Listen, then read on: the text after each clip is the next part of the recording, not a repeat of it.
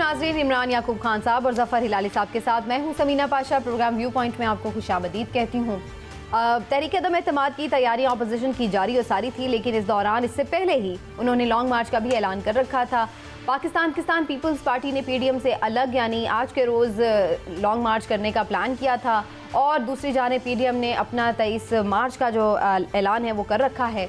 कोशिश थी शायद कि किसी तरह कुछ लोगों की बीच में ख्वाहिश थी कि एक ही लॉन्ग मार्च हो जाए ताकि ज़्यादा स्ट्रेंथ शो की जा सके और हुकूमत को टफ टाइम मिल सके, लेकिन ऐसा हो नहीं सका।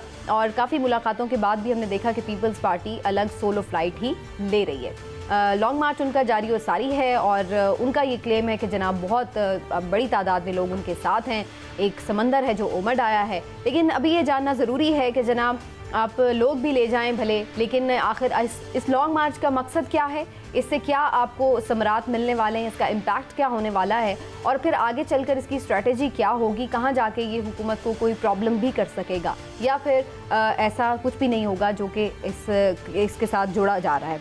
इसके साथ साथ ज़ाहिर है जो ओवरऑल पॉलिटिकल एक चल रही है हलचल, उसके हवाले से भी गुफ्तगू करेंगे। आप सबको मैं खुशामदीद कहती हूँ। आऊँगी इमरान साहब की तरफ। इमरान साहब, पीपल्स पार्टी निकल खड़ी हुई और लॉन्ग मार्च जो है वो उनका मार्च से पहले ही स्टार्ट हो चुका है। क्या आपको मकासद नज़र आ रहे हैं इस लॉन्ग मार्च के? बिस्मिल्लाहिर्रहमानिर्रहीम। देखिए समीना, मैं आपसे ये अर्ज़ करूं कि मुझे तो ऐसा लगता है कि पीपल्स पार्टी का लॉन्ग मार्च है जो वो हुकूमत से ज़्यादा अब खुद अपोजिशन के लिए पीपल्स पार्टी के लिए अहमियत इख्तियार कर चुका। हाँ जी, उसकी बुनियादी वजह ये है कि हुकूमत के खिलाफ अपोजिशन तहरीक अदम एतमाद लाने जा रही है और ये शोर है बहुत से कि इनके पास नंबर्स भी पूरे हो गए हैं और हमने ये कर दिया और हमने वो कर दिया। अब जैसे आपने इंट्रो में कहा कि ये इकट्ठा लॉन्ग मार्च नहीं कर सके, वैसे मेरी इतलात के मुताबिक ये तजवीज़ भी नहीं थी, आपस में इन्होंने सीरियसली कोशिश भी नहीं की कि इकट्ठा लॉन्ग मार्च करें, क्योंकि पीपल्स पार्टी ने वाजे कर दिया था कि हम 27 मार्च को करेंगे और पीडीएम 27 फरवरी को और पीडीएम जो है वो जिद थी कि हम 23 मार्च वाला अपना प्रोग्राम जारी रखेंगे। बहरहाल अब अगर तो पीपल्स पार्टी अच्छा एक शो कर लेती है तो इससे तो टेम्पो एक इनका बनेगा, लेकिन अगर ये अच्छा नहीं करते तो फिर इन पे दबाव बढ़ जाएगा और हुकूमत निस्बतन रिलैक्स हो जाएगी। क्या जनाब, ये तो लॉन्ग मार्च में भी इतने आदमी नहीं कर सके तो इन्होंने और क्या काम आपको लगता है कि अच्छा लॉन्ग मार्च होगा इनका? देखिए, मुझे ज़ाती तौर पे अगर आप पूछें तो समीना, मैं ये समझता हूँ कि पीपल्स पार्टी की लॉन्ग मार्च का नाकाम या कामयाबी दोनों का फैसला अभी नहीं आप कर सकते। जब ये सिंध से बाहर निकलेगा, सेंट्रल पंजाब में आएगा, इस्लामाबाद की तरफ जाएगा, केपी से लोग शामिल होंगे, तो असल आप उसी वक्त नतीजा निकालेंगे। क्योंकि देखें, अभी ये भी कहा जा रहा है कि जी हो सकता है उनको, क्योंकि हुकूमत उनकी है तो इंतज़ामी सपोर्ट भी हासिल हो, दूसरी चीज़ें हों, लेकिन जब ये पंजाब में आएंगे फिर तो इंतज़ामी सपोर्ट इनके साथ नहीं होगी। इसी तरह से केपी में इनकी हुकूमत नहीं है, तो केपी में तो तहरीक इंसाफ की हुकूमत है।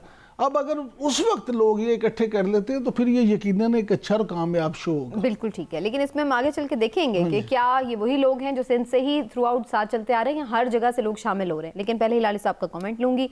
हिलाली साहब, आपको क्या लग रहा है, क्या मिल जाएगा ये लॉन्ग मार्च करके पीपल्स पार्टी को? क्या हो जाएगा?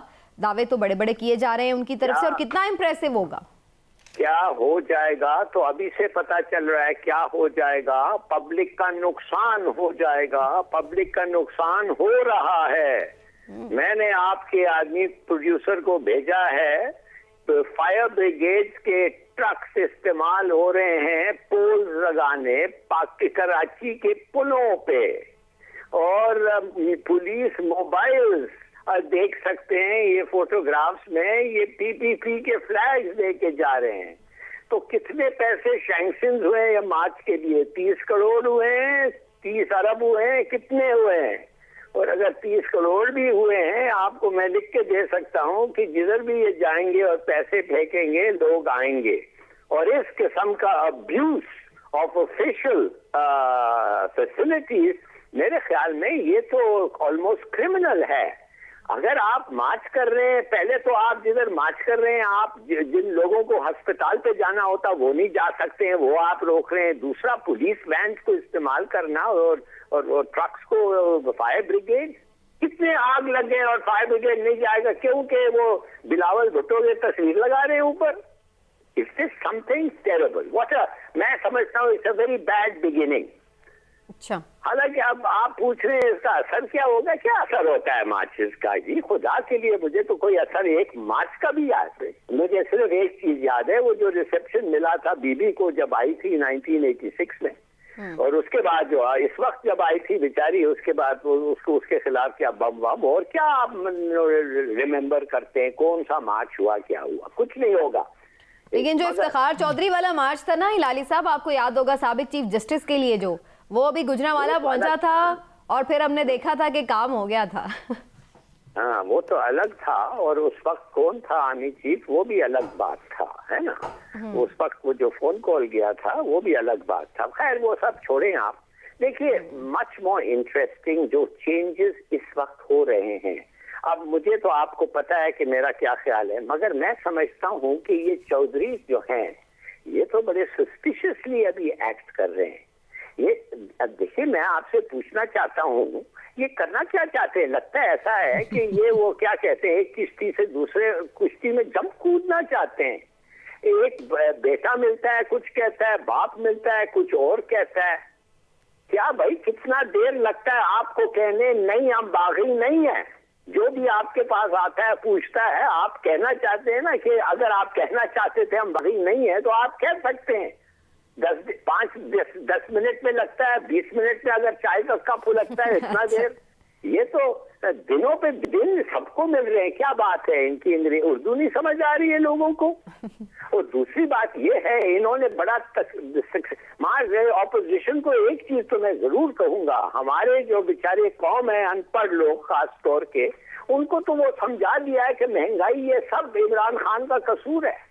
और कुछ लोग कहते हैं नहीं उसका कसूर नहीं है, मगर वो करप्ट नहीं है, मगर इनकॉम्पिटेंट ना आयल है, इसलिए ये महंगाई हो रही है। तो इन दो बहाने में वो तो पूरा ब्लेम इस पे डाल रहे हैं। हालांकि सबको पता है कि महंगाई जो है it is an international phenomena, और अगर भी ये बहुत ही कॉम्पिटेंट होते, लायक होते, तो 3-4% शायद कम हो जाता। वो 3-4% से इनका काम नहीं बन रहा है। तीसरी बात ये है कि हमारे कोर्ट्स जो हैं, आज तक तो उन्होंने कोई करप्ट पॉलिटिशियन जो ज्यादातर हैं उनको एक को नहीं पकड़ा है। ओपन एंड शट केसेस को वो भी खत्म हो जाते हैं। चलिए वो छोड़े ओपन एंड शट केसेस, वो कहते हैं एविडेंस हमारा काम है, तुम कौन होते हो कहने, चलिए मान गया। मगर ये तो कोई नहीं कहता ना कि रिकॉर्ड 16 जगह 16 मौके पे रिकॉर्ड डिस्ट्रॉय हो गए, जल गए, आग लग गई है। क्या भाई पहले दफे लगी, दूसरे दफे लगी एक्सीडेंट, तीसरे दफे एक्सीडेंट, ठीक है हिलाली साहब, इसका तो कोई ताल्लुक नहीं है इस वक्त जो हम बात कर रहे हैं। लेकिन आपका एतराज है कि कोर्ट जो है वो नहीं कर रहे, वो अपनी जगह आपकी अपना एतराज सही हो सकता है। एतराज पे आ रहा हूँ, इससे बड़ा मेरा एतराज ये है कि लगता है ऐसे भी है कि अंपायर जो है उसको बिल्कुल परवाह नहीं है कौन इलेक्ट होता है, ऑनेस्ट आदमी या चोर आदमी कौन होता है, किस किस्म के तरीके से होता है, पैसे, क्रोकरी, ये वो, हॉर्स ट्रेडिंग, किसी को कुछ पता ही नहीं है। अरे इलेक्शन कमीशन को तो छोड़ ही ठीक है लाली साहब, आज आपको सारा कुछ अच्छा नहीं नजर आ रहा, चले कोई बात नहीं। लेकिन एक और बात है जो आप पता नहीं। अच्छा लाली साहब, मैं दोबारा भी आती हूँ आपके पास, अभी खत्म नहीं हो गया शो का टाइम, थोड़ा मौका तो दें, और भी तो बात करने देना। अभी दोबारा आती हूँ आपकी तरफ। इसके बाद मैं चुप हो जाऊंगा। नहीं, आपको चुप नहीं हमने रखना, आप तो मौका ले ले मेरे साथ। हिलाली साहब आपके पास तो मैं अभी दोबारा 2-3 दफा आ जाऊंगी, आप टेंशन नहीं लें, आपकी बात हमारे लिए बड़ी जरूरी है, ऐसी बात नहीं है। लेकिन मैं चाहती हूँ कि साथ साथ बातें कर लेना, वरना फिर बात भूल जाती है। वो काफ़ी सारी चीज़ें इमरान साहब जो हिलाली साहब ने इसमें बात कर दी है। लॉन्ग मार्च के हवाले से उनका ये ख्याल है कि ये बिल्कुल एक फ्लॉप शो होगा, लेकिन जो रिसोर्सेज हैं वो बड़े वेस्ट किए जा रहे हैं। लेकिन साथ ही साथ वो ये बात कर रहे हैं, आपको लगता है वैसे ये फ्लॉप शो होगा? पहले मुझे ये बताएं कि मान लिया कि जब लॉन्ग मार्च होता है या कोई मार्च होता है तो लोगों को तकलीफ होती है, तो जो पीटीआई मार्च करती है या वो करती है उससे नहीं लोगों को तकलीफ होती है। सब सियासी जमातें जब सुन लेना, अब जब तमाम सियासी जमातें जो करती है तो उससे से अवाम तो उससे डिस्टर्ब होते हैं, इससे तो बिल्कुल इनकार नहीं किया जा सकता। दूसरी बात ये है कि हिलाली साहब जिस तस्वीर का जिक्र कर रहे थे कि सोशल सोशल मीडिया की किसी तस्वीर पे हम ऐसा सच यकीन कर नहीं सकते, ज़रूर रिसोर्सेज इस्तेमाल होते होंगे, मैं नहीं कह रहा कि हुकूमत ने नहीं किए होंगे, लेकिन सोशल मीडिया पे आपको पता है कि बहुत सारी तस्वीरें ऐसी होती हैं। ये मुझे एक कैबिनेट मिनिस्टर ने भेजा है सर, आप बिल्कुल ठीक है सर, आप ठीक कह रहे हैं, बिल्कुल ऐसी बात है, लेकिन बात भी आपको मैं बता सकता हूं अगर आप चाहते हैं। नहीं लाली साहब, हमें आप पे वैसे ही एतबार है, मैं तो वैसे कह रहा हूं कि जो सोशल मीडिया में ऐसी बहुत सारी चीज़ें आती हैं जिन पे मनोन यकीन नहीं किया जा सकता। दूसरी बात ये कि अभी शाह महमूद कुरैशी साहब का जो हमने चलाया था शॉर्ट, और वो कह रहे थे कि कौम आपका एहतसाब भी चाहती है और एहतसाब भी चाहती है। यकीन करें, पूरी कौम, सिर्फ पीपल्स पार्टी का नहीं, तमाम करप्ट लोगों का एहतसाब भी चाहती है और हिसाब भी चाहती है। हम चाहते हैं वो मुस्लिम लीग नून से हो, वो पीपल्स पार्टी से हो, वो PTI से हो, वो जमीयत उलमा इस्लाम से हो, किसी जमात से हो। लेकिन आपने क्या करूं मैं शाह महमूद कुरैशी साहब कि आपने 3.5 पौने 4 साल में ना किसी का हिसाब किया ना एहतसाब किया। आपने भी वही किया जो पिछलों ने किया कि सिर्फ बातें की और उसके बाद हाथ झाड़ के जी आप बेगुनाह बन गए कि जी हम कुछ कर नहीं सके। ऐसी बात नहीं है, बात यह है कि किसी ना किसी को तो कुछ करना पड़ेगा। अब एम्पायर की जो बात लाली साहब कर रहे थे, देखिए एम्पायर क्या करे, एम्पायर का तो ये काम नहीं है कि वो इस तरह के काम करे। एम्पायर अगर एक तरह से बिल्कुल अगर न्यूट्रल है तो हाँ, ये उसका एक आईनी रोल है, आईनी रोल है, एम्पायर को न्यूट्रल ही होना चाहिए। तो अगर वो न्यूट्रल है तो ये तो हमें चाहिए ना आवाम को कि वोट डालते वक्त हम उस शख्स को वोट डालें जिसको हम वाकई ईमानदार समझते हैं और जो ईमानदार हो। अगर वो पंजाबी की एक मिसाल है कि जैसा मुंह वैसी चपेट, यानी जिस तरह का मुंह होता है वैसा थप्पड़ मारा जाता है। अगर हम खुद करप्ट लोगों को मुंतहिब करते रहेंगे, अगर हम खुद करप्ट लोगों के तलवे चाटते रहेंगे, अगर हम खुद करप्ट लोगों को सरों पे बिठाते रहेंगे तो फिर कोई कुछ नहीं कर सकता। चलिए अब जरा वापस टॉपिक पे आ जाएं। ये मुझे बताएं कि क्या इस मार्च में लोगों की तादाद जो है वो मैटर करेगी? थोड़ी तादाद होगी तो उससे क्या फर्क पड़ेगा? ज्यादा मैंने आपसे कहा कि बिल्कुल मैटर करेगी, लेकिन ये असर रिजल्ट उस वक्त निकलेगा जब ये सेंट्रल पंजाब और इस्लामाबाद में पहुंचेंगे। सिंध में जितनी भी तादाद हो उसको वो मैटर नहीं करेगी। लेकिन इमरान साहब अगर वहां जाके वो बैठेंगे नहीं, धरना नहीं देंगे, जो कि उनकी अभी तक स्ट्रैटेजी नहीं है, और धरनों की वैसे भी हिमायत कभी भी नहीं की पीपल्स पार्टी ने, तो फिर वो हुकूमत के लिए क्यों प्रॉब्लमेटिक होगा? कुछ लोग आए हैं, आके जलसे करेंगे, तकरीर करेंगे, पहुंचे चले जाएंगे, तो वो प्रॉब्लमेटिक तो नहीं होगा। मेरे से बात समझ लें अच्छी तरह, ये मार्च हुकूमत को हटाने के लिए नहीं है। अच्छा, ये मार्च सिर्फ और सिर्फ अगले इलेक्शन के टेम्पो बनाने के लिए, अच्छा, आवाम को, अपने वोटर को मोबिलाइज करने के लिए, वो पंजाब में अपनी जगह बनाना चाहते हैं। ये मार्च इसलिए वो कर रहे हैं, वो ये शो करना चाहते हैं कि हम एक्टिव हैं, हमारे साथ लोग हैं, वो अपने तमाम वसाइल लगाएंगे इसको कामयाब बनाने के लिए, क्योंकि वो पंजाब में अपनी जगह बनाना चाहते हैं। जी लाली साहब कुछ कमेंट करना चाहे? जी लाली साहब। मैं अभी काफी कमेंट करना चाहता हूँ। पहली बात तो ये है कि कुछ भी इंस्टीट्यूशन हो और या एक प्राइवेट सिटीजन हो, जब वो देख रहा है कि गलत हो रहा है, जो देख रहा है कि स्टेट को नुकसान हो रहा है, देख रहा है कि हमारे नेशन की डैमेज हो रहा है, उसका फर्ज है खड़ा होके चीखना और कहना कि ये हो रहा है। और जो लोग सुनते हैं उनका फर्ज है, कॉन्स्टिट्यूशनली उनका फर्ज है कि इसको ठीक करना, वो नहीं हो रहा है। तीसरी बात मैं आपको ये बताना चाहता हूँ कि हमारे खिलाफ एक साजिश तो शुरू हो गई है।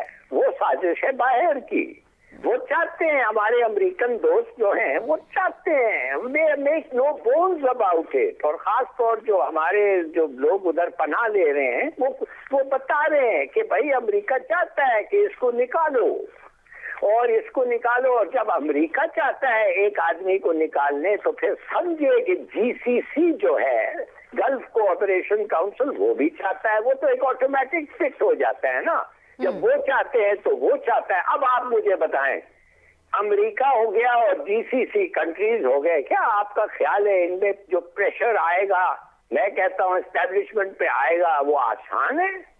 और अफसोस से या खुशी से आप खुश होंगे। मैं कहता हूँ जो भी है, मैं कहता हूँ ये शायद दूसरे मुल्क का तो बिल्कुल उसमें दखल नहीं देना चाहिए, मगर चीन जो है वो कुछ नहीं है, वो नॉट इंटरेस्टेड है। वो कहता है जो आएगा हमारे लिए ठीक है।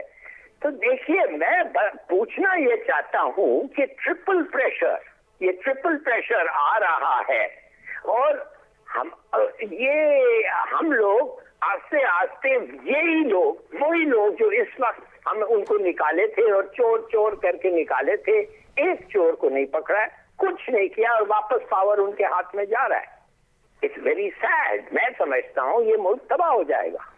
सॉरी, बस चलें, अल्लाह खैर करे, अल्लाह ना करे मुल्क तबाह हो। लेकिन इमरान साहब, जो हिलाल साहब की ऑब्जर्वेशन है, ज़ाहिर है उनकी अपनी एक पैट्रियाटिज्म है, ज़ाहिर है वो चाहते हैं कि मुल्क के लिए अच्छा हो। लेकिन बहरहाल अगर हम ऑपोजिशन की बात करें तो यहाँ पर सूरत हाल ये कि इनके आपस के मसले मसाइल हल नहीं होते, इनकी आपस में इत्तेफाक राय नहीं होता, जिसकी वजह से लोगों को नज़र ही नहीं आता कि शायद ये कुछ कर पाएँ। लेकिन अब प्राइम मिनिस्टर कौन बनेगा, कैसे होना चाहिए, पावर शेयरिंग फार्मूला क्या होगा, इस पर भी बड़ी क्या सराहियाँ हो रही। फवाद चौधरी साहब ने भी आज एक मशवरा दिया, वो सुन लें, फिर उसके बाद आपसे कमेंट लेंगे। की अपोजिशन है उनके साथ कौन जाएगा जिनका यही नहीं पता कि इनका वज़ीर-ए-आज़म कौन है, इनका लीडर कौन है। मैंने कहा 8 घंटे शहबाज शरीफ को बना दें, 8 घंटे फजलुर रहमान को बना दें और बिलावल और मरियम चूँकि बच्चे हैं अभी उनको 4-4 घंटे के लिए दे दें ताकि ये सारे अकोमोडेट हो जाएं। यही तरीका है। तो काफ़ी लाइट मूड में नज़र आ रहे हैं फवाद चौधरी साहब। ये इतनी ही रिलैक्सेशन आपको नज़र आ रही हुकूमती सफ़ों में, या ये मार्च आ रहा है, दम एतमाद की तैयारी हो रही है, ये सब चीज़ें मिला के कुछ प्रेशर है? जैसे कि हिलाली साहब ने भी कहा राइटली, अमेरिका भी नाराज़ है। आपके ख्याल में अपनी पूरी ईमानदारी से बता दें कि फवाद चौधरी साहब की ये बात सीरियस लेने वाली है? नहीं, ये तो मैं पूछ रही हूँ कि वो इतने ही रिलैक्स हैं जितने वो शो कर रहे हैं। सिर्फ यही तो जाहिर कर रहा है कि वो कितने परेशान हैं। फवाद चौधरी साहब की ये बात असल में ये जाहिर कर रही है कि असल में वो कितने परेशान हैं। अच्छा जी, उसकी बुनियादी वजह ये है कि जब आदमी बहुत ज्यादा परेशान होता है ना, फिर वो ऐसी बैकी बातें करता है। ये बात जो उन्होंने की है ये ऐसी ही बात है।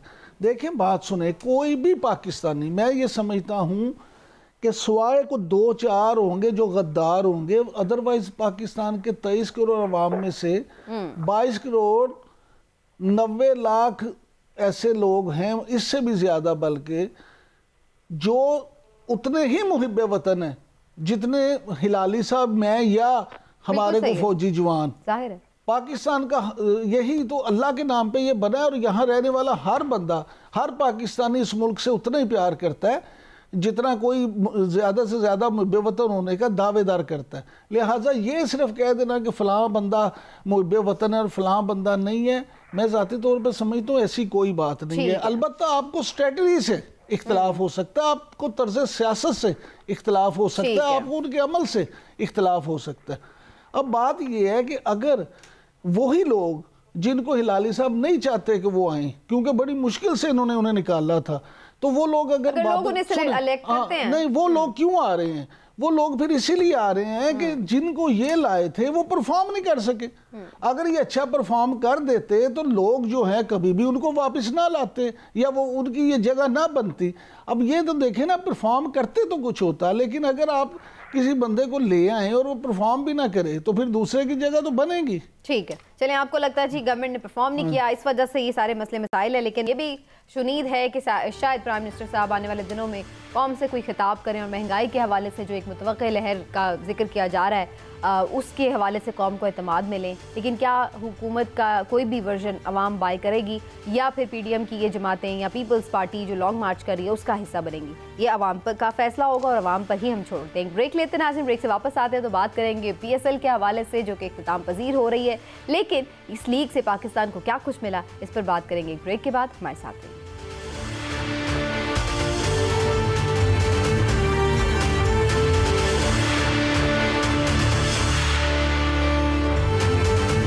वेलकम बैक जी, और अब ज़रा बात हो जाए हम सब के फेवरेट टॉपिक यानी क्रिकेट के हवाले से, और ख़ास तौर पे गुफ्तगू करेंगे PSL की जो कि आज इख्तिताम पजीर हो रहा है। फाइनल मैच जारी है और उसके बाद यकीनी तौर पर हम देखेंगे कि ट्रॉफ़ी एक टीम के हाथ थमेगी, मुल्तान सुल्तान और लाहौर कलंदर्स के दरमियान ये टाकरा। लेकिन जनाब ओवरऑल अगर हम इस टूर्नामेंट की बात करें, इस लीग की बात करें, तो बड़ी पजीराई इसको दुनिया भर में मिली और बड़ा ज़बरदस्त ओवरऑल एक जोशो खरोश आवाम में भी देखने को मिला है, लेकिन इसके बहुत सारे पॉजिटिव आउटकम्स हैं, क्योंकि हम देख रहे थे कि अरसे से हमारी कौम जो है वो तरसी हुई कि इंटरनेशनल प्लेयर्स जो हैं वो हमारे मैदानों में उतरे, खेलते नजर आएँ, और अब PSL की बदौलत ऐसा हो रहा है। और फिर दीगर टीमें भी जो हैं एज ए टीम भी वो विजिट कर रही हैं पाकिस्तान को, जैसे कि ऑस्ट्रेलियाई टीम भी अब उसका भी दौरा शुरू हो चुका है। तो जनाब, ऐसी सूरत हाल में PSL का ये इनेकाद, ऑस्ट्रेलिया का दौरा, इसके हवाले से खुसूसी तौर पर इस सेगमेंट में गुफ्तगू करेंगे।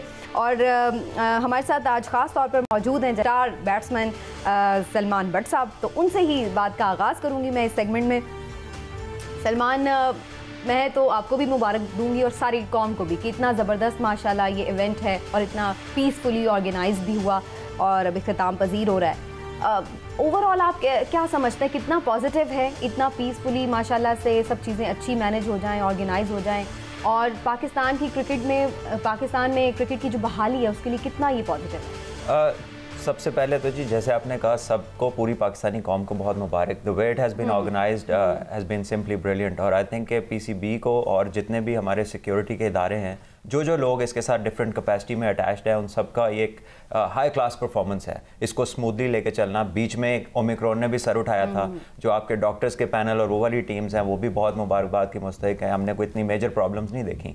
और उसके अलावा डेफिनेटली ये जो फुटफॉल है लोगों का ग्राउंड में, इतने अरसे बाद हमने कैपेसिटी क्राउड देखा है, स्टेडियम भरे हुए देखे हैं, ये बड़ी ब्लेसिंग है। और साथ साथ जैसे न्यूजीलैंड वापस गई, इंग्लैंड नहीं आई पिछले साल, तो वो जो एक डिफरेंट परसेप्शन के इश्यूज थे पाकिस्तान के, वो ऑस्ट्रेलिया के आने से और इस PSL के आने से वो बहुत हद तक पॉजिटिव साइड पे चलेंगे। इस PSL के अंदर कुछ 20+ तो सिर्फ इंग्लैंड के प्लेयर्स आके खेले हैं। तो जो टीम नहीं आई थी तो सबसे ज़्यादा प्लेयर्स उसके इधर आके इस PSL में खेले हैं। और अभी एलेक्स हेल्स वापस जाके फिर वापस आए हैं Pakistan. So that shows you कि लोगों का ट्रस्ट है हमारे इदारों में, हमारे इंतजामात में। People are happy with it. तो अब आपको क्या लग रहा है, ये जो PSL है ख़त्म तो हो रहा है, लेकिन हमेशा हम कहते हैं कि इसमें से कुछ ना कुछ हमें नए प्लेयर्स मिलते हैं, कुछ ना कुछ हमें नए लोग मिलते हैं जो कि ज़बरदस्त होते हैं। इस पूरे टूर्नामेंट को ज़ाहिर हम आपको देखते भी रहे, कौन से प्लेयर्स आपको लगता है कि वो डिस्कवरी हैं इस PSL की? देखिए, Mohammad Haris definitely one of those wicket keeper batsman है। पेशावर ज़ल्मी के लिए 2 मैचेस खेले, 70 रन किए, कोई मेरे ख्याल 30 से 35 गेंदों में। बहुत शानदार साथ विकेट कीपर हैं और पाकिस्तान की टीम में भी हैं, वो नाम आ गया उनका, उसके लिए भी रिजर्व्स के में उनके साथ हैं टीम के। इसी तरह कासिम अकरम है, अभी अंडर-19 में वो वर्ल्ड कप में पाकिस्तान की कप्तानी कर रहे थे, उसने आके 2 50 की। ज़िशान ज़मीर एक बच्चा था जिसने बाबर आजम को आउट किया, वो बॉल ऑफ द टूर्नामेंट है, इतना शानदार बॉल, उसको नज़र लग गई, थोड़ा इंजर्ड हो गए वो, लेकिन ही इज़ देयर। उसके साथ साथ आपके पास जमान खान है जो लाहौर कलंदर से खेल रहे हैं, कश्मीर का लड़का है, 145 पे उसकी स्पीड है और विकेट्स हर मैच में वो ले रहा है। तो फ्यूचर स्टार हमें मिल रहे हैं। 4 से 5 लड़के हैं माशाल्लाह फॉर द फ्यूचर जो एक साल में डिस्कवर हो। इमरान साहब, आपको क्या लग रहा है, कितना फ़ायदा हो रहा है पाकिस्तान क्रिकेट को? हम कंटिन्यूसली हर साल PSL ऑर्गेनाइज कर रहे हैं, तो ओवरऑल आप क्या देख रहे हैं, क्या मिल रहा है पाकिस्तानी क्रिकेट को? देखिए, सबसे पहली बात तो ये है कि पाकिस्तान नहीं, सबसे पहली बात है कि पाकिस्तान को इज्जत मिल रही है। इस वक्त PSL दुनिया में दूसरी बड़ी लीग बन चुकी है और हर मुल्क का खिलाड़ी, आप यकीन करें कि इस लीग में आके खेलना चाहता है। कोई ऐसा मुल्क नहीं है जहाँ क्रिकेट हो रहा और उसके खिलाड़ी यहाँ ना आना चाहें। लेकिन सबसे मैं ये कहूँगा कि अहम बात ये है कि इससे पाकिस्तान का जो वकार बहाल हुआ है, जो पाकिस्तान के ख़िलाफ़ कुछ लॉबीज़, ख़ास तौर पे मैं इंडिया का यहाँ जिक्र करूँगा कि उन्होंने ये बड़ी कोशिश की थी कि पाकिस्तान में जो बैनुल अक़वामी क्रिकेट है उसके दरवाजे बंद कर दिए जाएँ, तो वो उसमें बुरी तरह से नाकाम अब हो गए हैं। ऑस्ट्रेलिया की टीम पहुंच गई है, अब वो जब यहाँ खेलेगी इंशाल्लाह ताला बेहतरीन तरीके से खेल के जब वो वापस जाएंगे तो उससे फिर आप देखें आइंदा आने वाली जो मज़ीद टीमें हैं, वो न्यूजीलैंड हो, इंग्लैंड हो, उनके भी हौसले बुलंद होंगे और टीमें आएंगी। और सबसे अहम ये, सलमान भी इस पे बात ज़रूर करेंगे कि 2025 में पाकिस्तान को मेज़बानी मिल चुकी है चैम्पियंस ट्रॉफी की। अब अगर इंटरनेशनल टीम्स आएंगी तो हम वो इवेंट करवाने के काबिल होंगे। अगर खुदा ना खास्ता टीम्स ही ना आई तो फिर वो इवेंट कैसे होगा? लिहाजा मैं यहाँ कहता हूँ कि इदारे जिन्होंने ये सब करवाया, और ख़ास तौर पे नजम सेठी भी इस बात के मुबारकबाद के मुस्तहिक हैं कि PSL जिन्होंने शुरू की और जो लोग भी इसमें शामिल थे, सबको क्रेडिट देना बड़ा ज़रूरी है कि ये एक ऐसा इवेंट पाकिस्तान की क्रिकेट में शुरू किया गया है कि जिससे इंशाल्लाह ताला ना सिर्फ पाकिस्तान का नाम रोशन होगा, बल्कि आप देखेंगे कि चंद सालों बाद हमारे पास इतने इमर्जिंग क्रिकेटर होंगे कि हमें सिलेक्शन में मुश्किल होगी कि किसको रखें और किसको निकालें। अब इन्होंने मोहम्मद हारिस की बात की, वो विकेट कीपर बैट्समैन तो है, लेकिन कैच ऑफ द टूर्नामेंट भी उसने की। अगर आपको याद हो कि उसने किस तरह से वो कैच किया है, ज़ईस ने छोड़ा था। हाँ जी, तो वो कैच तो कैच ऑफ द टूर्नामेंट है। तो ये लड़के जो हैं ये बड़े जो हैं आगे जाएंगे। वैसे भी इन लड़कों को भी ज़ाहिर है इंटरनेशनल प्लेयर्स के साथ खेलने का एक एक्सपोजर मिलता है, तो ऑब्वियसली उनके लिए भी बड़ा ये एक्साइटिंग होता है कि वो खुद परफॉर्म करें इतने बड़े बड़े स्टार्स के दरमियान और फिर अपनी जगह बना सकें।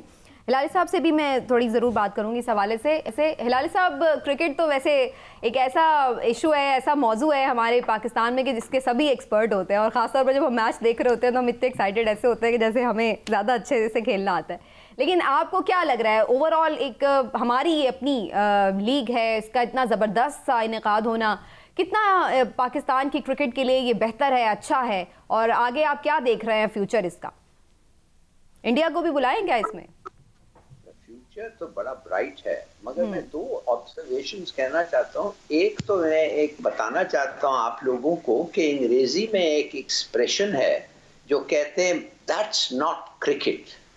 जब कोई आपको कहे दैट्स नॉट क्रिकेट, उसका मतलब ये है कि जो आपने काम किया है उसमें कुछ ट्रिकरी है।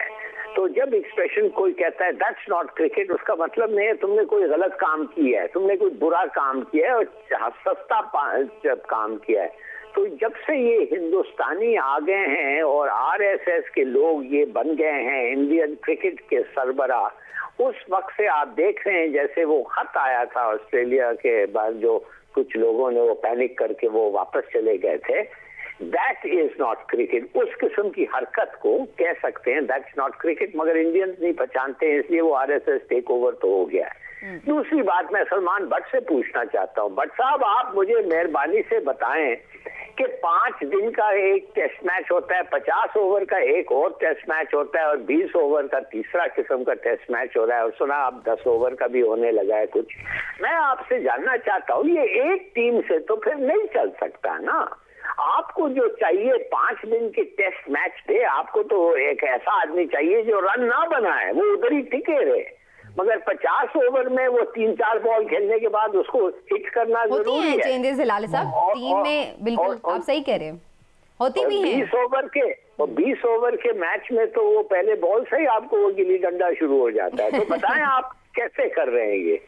देखिए, it's a good question, specially उस ऑडियंस के लिए जिसको इससे इतना ज़्यादा जिनका तारुफ नहीं है। सो आई थिंक ये स्पेशलिस्ट की गेम है और इसमें लोग स्पेशलाइज करते हैं। 5 डे क्रिकेट हो, 1 डे क्रिकेट हो, T20 हो, T10 हो, डेफिनेटली इसमें माइंडसेट चेंज होता है। लेकिन जो वर्ल्ड क्लास क्रिकेटर्स हैं, the reason why they are world class is because उनकी अडेप्टेबिलिटी बड़ी शानदार होती है। वो जिस गेम में जाते हैं वो उसको अडेप्ट कर लेते हैं। So the highest possibility of a player to be suitable for all formats is के वो शानदार टेस्ट प्लेयर हो, क्योंकि जो 5 दिन की क्रिकेट है उसमें ये सारे मौके आते हैं। 10 ओवर वाला स्ट्रिप भी आता है, 20 ओवर वाला भी आता है, 50 ओवर वाला भी आता है।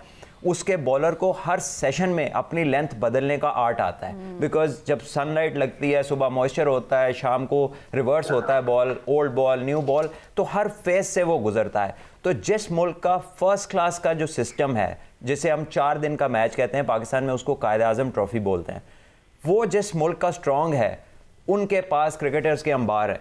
और जिस मुल्क की जो इंटरेस्ट है यूथ का वो सिर्फ छोटे फॉर्मेट्स में जा रहा है, लाइक इंग्लैंड, वो सफ़र कर रहे हैं टेस्ट क्रिकेट। अभी इंग्लैंड ने ऑस्ट्रेलिया में एशेज़ खेली, 14 दिन का क्वारंटीन किया और अगले 12 दिन में वो सारी सीरीज़ ही आ गई, यानी कि टोटल 12 दिन प्ले नहीं हुआ जो 30 दिन होना था।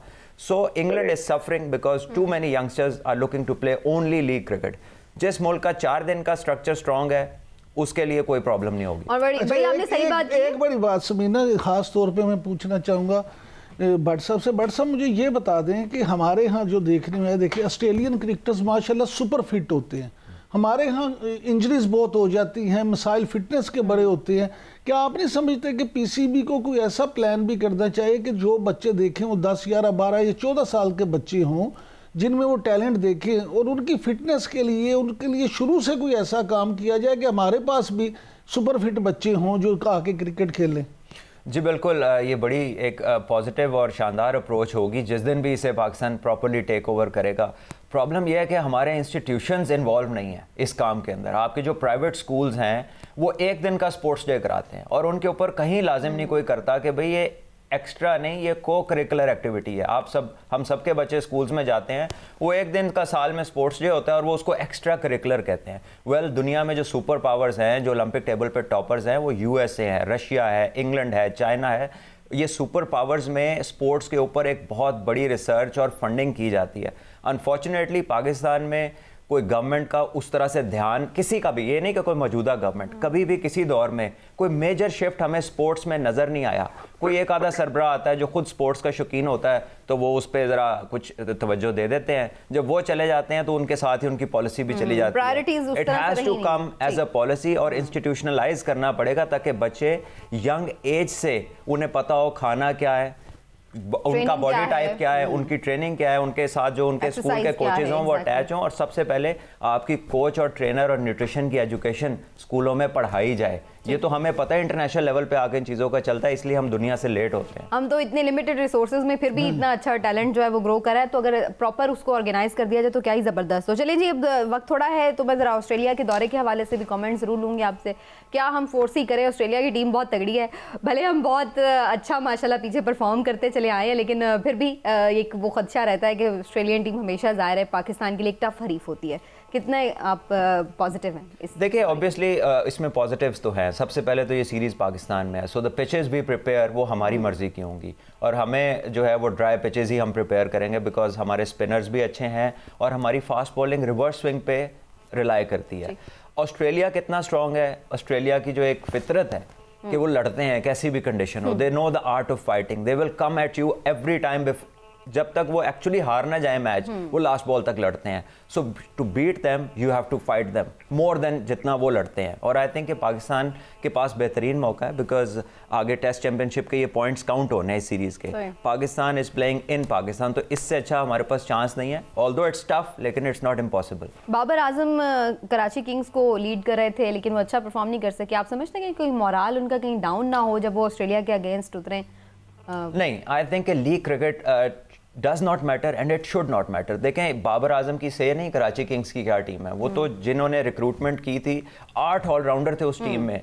दुनिया में कोई टीम वो सक्सेसफुल नहीं हो सकती जिसकी 11 में 6-7 ऑलराउंडर खेल रहे हो, कि ना वो पूरे बैट्समैन हो ना वो पूरे बॉलर हो। तो bits and pieces don't win you tournaments. तो कराची का सिलेक्शन इश्यूज थे। बाबर तो खुद एक हफ्ता पहले उनका कप्तान बना, तो उसे क्या पता कि टीम क्या है, तो वहां पर उसको लिंक नहीं कर सकते। बाबर के पास रिजवान होगा, शाहीन होगा, सारे टॉप क्लास प्लेयर्स होंगे। चाहिए पाकिस्तान के अगेंस्ट ऑस्ट्रेलिया। सलमान साहब ये बताएं जल्दी से कि आपको फास्ट विकेट चाहिए कि किस किस्म का विकेट आप प्रिपेयर करेंगे? स्पिनर्स तो हमारे पास कुछ खास हैं कि फास्ट विकेट होगा? जी, हमारे पास ड्राई पिचेस होंगे, बिकॉज स्पिनर्स भी हैं हमारे पास 1-2, और हमारे फास्ट बॉलर्स रिवर्स स्विंग पे रिलाई करते हैं, तो हमें ड्राई पिचेस सूट करेंगे। ठीक, क्या स्ट्रेटेजी होनी चाहिए? देखिए जी, स्ट्रेटजी यही है कि obviously you have to take 20 wickets. आप टेस्ट मैच नहीं जीत सकते जब तक आप 20 आउट ना करें। तो हमारे bowlers have to be top notch. हमारी कैचिंग वो बड़ी ज़रूरी होगी। पीएसएल में बाय द वे हमारा कैचिंग स्टैंडर्ड इतना अच्छा नहीं था, सो हमने कैचिंग अच्छी करनी है अगर हमने ऑस्ट्रेलिया को हराना है। एंड देन जो बैट्समैन है, जाहिर है उन्हें रन इतने इनफ देने पड़ेंगे। और वो टीम भी ऐसी है जो फील्डिंग में अच्छे खासे डिफरेंस डाल देती है। ऑस्ट्रेलिया की टीम हो या हम देखते हैं कि साउथ अफ्रीकन हो, ये हमेशा। इमरान साहब, आपका क्या ख्याल है कि ऑस्ट्रेलिया के दौरे के बाद बाकी जो टीम्स हैं उनका भी दिल बड़ा होगा और फिर बाकी टीम्स के लिए भी दरवाजे खुलेंगे? बिल्कुल खुलेंगे, और मैं समझता हूँ कि ऑस्ट्रेलिया की टीम जितनी भी मजबूत हो, अभी ये देखें कि हमारे अगरचे भट्ट साहब जो हैं एक्सपर्ट हैं, भट्ट साहब से ज़्यादा हमें तो नहीं पता, लेकिन भट्ट साहब जो ये कह रहे थे ना कि लीग के साथ अब लिंक नहीं कर सकते, लेकिन इतना ज़रूर कर सकते हैं कि बच्चे वार्म अप तो हैं ना, प्लेयर सारे वार्म अप ज़रूर है, हाँ प्रैक्टिस में है। तो इसलिए अगर थोड़ा सा ये पेशेंस के साथ खेलें तो ये देखें हमारे पास बाबर आजम है, रिजवान है, बैट्समैन हमारे पास अच्छे हैं, बिल्कुल ऐसे नहीं है जो ऑस्ट्रेलिया को खेल ना सके। इसी तरह से बॉलर्स में देखें तो हमारे पास शाहीन अफरीदी हैं, हारिस रऊफ हैं, बहुत सारे बॉलर भी हमारे पास अच्छे हैं, स्पिनर भी हैं। हम ऑस्ट्रेलिया को भी जीतेंगे और इंशाल्लाह आइंदा आने वाली जो टीमें हैं उनके खिलाफ भी जीतेंगे, क्योंकि हमें पॉइंट्स चाहिए जिनकी बात कर रहे थे बट सब पॉइंट्स करके हम टेस्ट चैंपियन बनेंगे। बिल्कुल ठीक है। चलिए जी, होपफुली पाकिस्तान इस दौरे यादगार दौरा बना सके। वैसे ही ये हिस्टोरिकल दौरा है क्योंकि इतने सालों के बाद ऑस्ट्रेलिया की टीम पाकिस्तान का विजिट कर रही है, तो होपफुली हम इसमें एक्सपेक्ट ये करते हैं कि पाकिस्तान की इंशाल्लाह इसमें जीत भी हो। सलमान, आपका बहुत शुक्रिया, आपने हमें आज स्टूडियोज़ में ज्वाइन किया। नाज़रीन, एक ब्रेक लेते हैं, ब्रेक से वापस आते हैं तो खुसूसी तौर पर आज गुफ्तगू करेंगे हम सरप्राइज डे के हवाले से। हमारे साथ रहिएगा।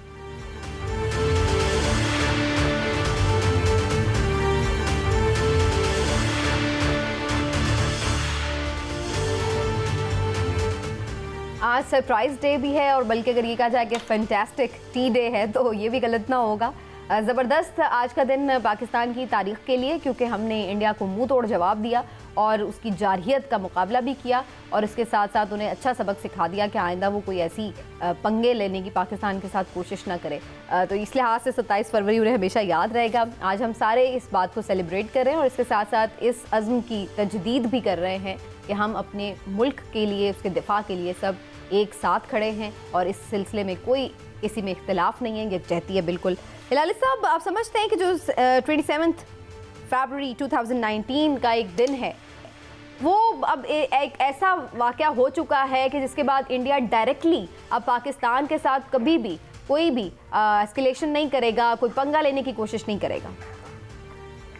मेरे ख्याल में इनके सबक तो ये शायद सीखे हैं, मगर एक चीज हम सब एडमिट करते हैं कि पंगा तो लेंगे, पंगा एक और ये लेंगे। इनके नेचर में, फितरत में, इनके जीन्स में है कि पंगा लेते हैं। वो अमूमन जो लोग 10 गुना उनसे कम होते हैं इन टर्म्स ऑफ नंबर्स और एयरफोर्स, आर्मी, नेवी, ये अमूमन लेते हैं। जो उनके रफली उनके साइज के होते हैं उनसे कभी नहीं लेते हैं, जैसे आपने चीन के साथ देख लिया। और जब लेते हैं ऐसा मुंह तोड़ जवाब मिलता है कि वो 20 साल तक फिर अंदर अपने घोंसले में चले जाते हैं। मगर एक चीज मैं आपको बताऊं, लेंगे तो ये जरूर। अच्छा, ये 27 फरवरी का इंशाल्लाह एक वार्निंग हुआ है उनको। मगर मैं अपने लोगों को एक तरह पूछना चाहता हूं कि जब तक ये पंगा नहीं लेते, माने दे इनिशिएट हॉस्टिलिटीज, मैंने वो शुरू करते हैं। एक फॉल्स फ्लैग ऑपरेशन के बाद इन्होंने हमें अटैक कर दिया।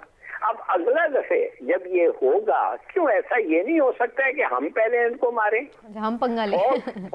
फॉल्स फ्लैग ऑपरेशन होता है तो हमें पता है ये फॉल्स फ्लैग है।